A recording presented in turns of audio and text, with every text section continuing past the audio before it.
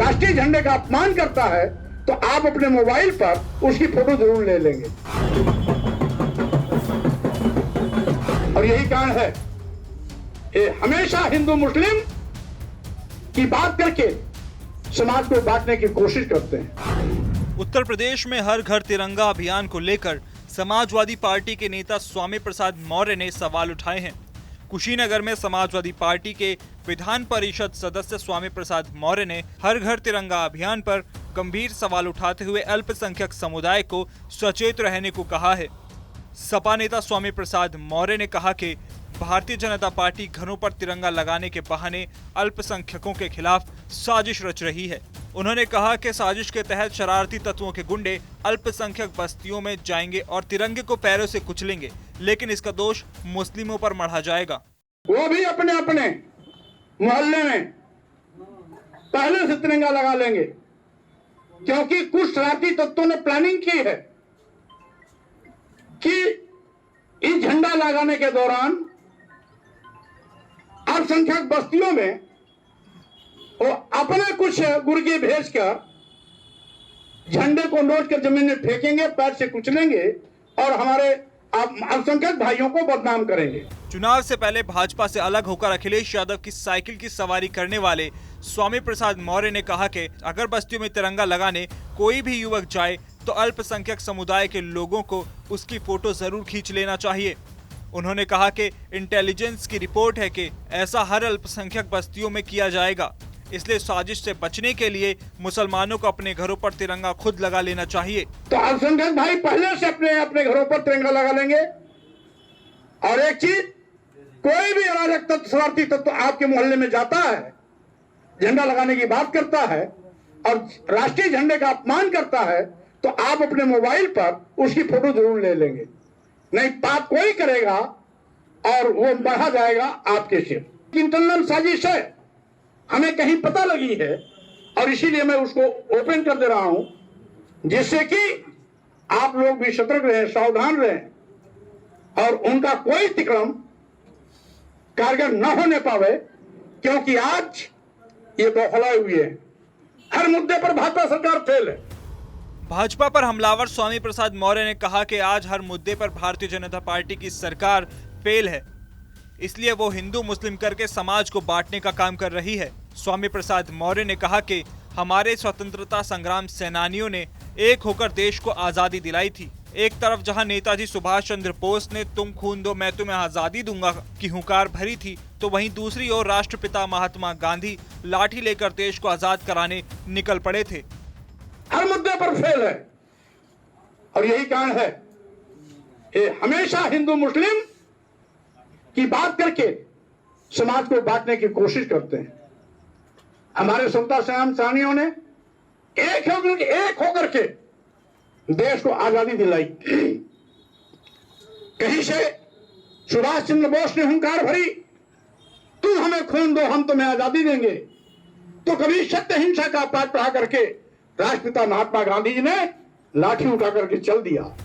उन्होंने आगे कहा कि देश को आजाद करने के लिए सरदार भगत सिंह, अशफाक उल्लाह खां, चंद्रशेखर आजाद जैसे कई नायकों ने अपने प्राणों की आहुति दे दी।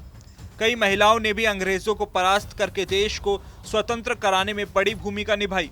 इससे पहले अखिलेश यादव ने भी तिरंगा अभियान को लेकर सवाल खड़े किए थे और आशंका जताई थी कि इसकी आड़ में भाजपा माहौल बिगाड़ने की कोशिश कर सकती है। स्वामी प्रसाद मौर्य यही नहीं रुके, उन्होंने अग्निवीर को लेकर भी सरकार पर कई सवाल दागे। कहा कि केंद्र सरकार को नौजवानों से भी कोई खासा लगाव नहीं है, सरकार नौजवानों के भविष्य से खिलवाड़ कर रही है। महंगाई की मार से लोग कमर तोड़ रहे हैं, बड़े पैमाने पर बेरोजगार नौजवानों की फौज तैयार हो चुकी है। बेरोजगारी का आलम यह है कि अभी अभी इन्होंने सेना में भर्ती चलाई, वो भी 4 साल के लिए अग्निवीर के नाम पर, जिसमें 20 करोड़ अभ्यर्थी थे। 20 करोड़ अभ्यर्थी का मतलब है बेरोजगारी आसमान पर, और मात्र 2-3 लाख लोगों की भर्ती होनी है, 20 करोड़ आवेदक है। तो ये बेरोजगारी को जाहिर करती है कि किस तरीके से आज नौजवान इनकी सरकार में ठगा गया, लोगों को रोजगार से वंचित किया जा रहा है, दूर दूर नौकरियों की कोई गुंजाइश नहीं। क्यों बेरोजगारी की आड़ में महंगाई की मार पर भी भाजपा सरकार को घेरते हुए निशाना साधा और कहा कि जब कांग्रेस की सरकार थी तब तो भारतीय जनता पार्टी ने पूरे देश में महंगाई के खिलाफ भारत को बंद कर जाहिर किया था और पेट्रोल डीजल के दामों के साथ साथ डेयरी प्रोडक्ट पर भी जीएसटी लगा दी है। आम आदमी करे तो क्या करे, जबरन टैक्स भरने को मजबूर कर दिया है सरकार ने। महंगाई ने कमर तोड़ रखी है हर इंसान की। गैस की कीमत 1000 रुपये क्रॉस कर गया, पेट्रोल का कीमत और डीजल का कीमत 100 के पास पहुंच गया। यही भारतीय जनता पार्टी है। कांग्रेस के ज़माने में जब 56 रुपये लीटर डीजल था और 65 रुपये लीटर पेट्रोल था, यही भारतीय जनता पार्टी ने पूरे देश में बंद का आह्वान करके अपना गुस्सा जाहिर किया था। लेकिन वही भारतीय जनता पार्टी जब आज सरकार में तो डीजल पेट्रोल 100 के पास पहुंच गए, इनकी आंख नहीं खुल रही है। गैस सिलेंडर 1000 पार कर गया, इनको इसकी चिंता नहीं है। और यहाँ तक कि अब तो दूध, दही, घी, मक्खन पर भी जो आम लोगों की रोजी रोटी का प्रतिदिन का हिस्सा है, उस पर भी इन्होंने महंगाई के घेरे में ला दिया। उस पर भी टैक्स बढ़ा करके टैक्स लागू कर दिया। अभी तक टैक्स नहीं था, उस पर भी टैक्स लागू कर दिया।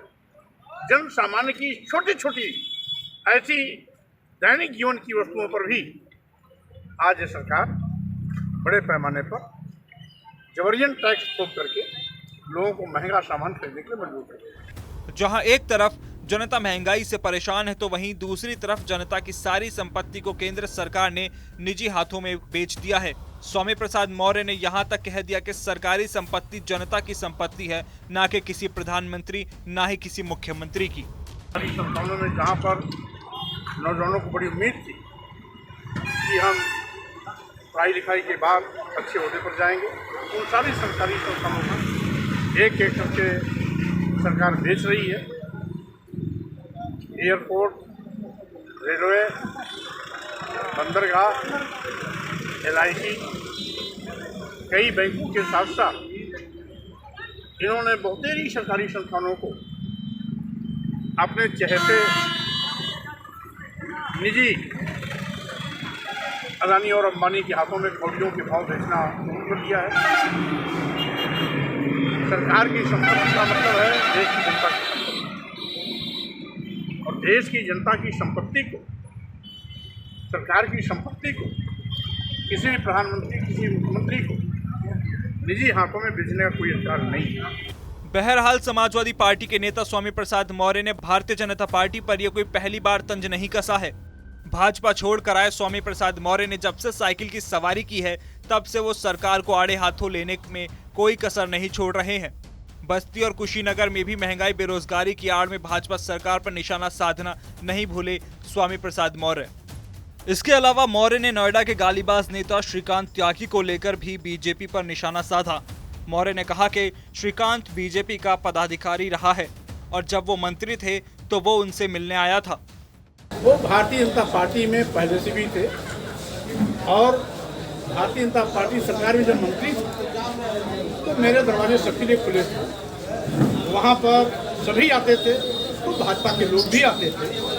तो स्वाभाविक रूप से एक मंत्री और एक जनप्रतिनिधि की जिम्मेदारी है कि जो भी समस्या लेके आए, अपनी बात कहने आए, उसकी सुनी जाए, उससे मिला जाए। तो मैं तो सबसे मिलता हूँ और यही कारण है कि प्रतिदिन मेरे यहाँ हजारों की भीड़ लगी रहती है। लेकिन वो घोषित पदाधिकारी भारतीय जनता पार्टी का किसान मोर्चे का पदाधिकारी रहा है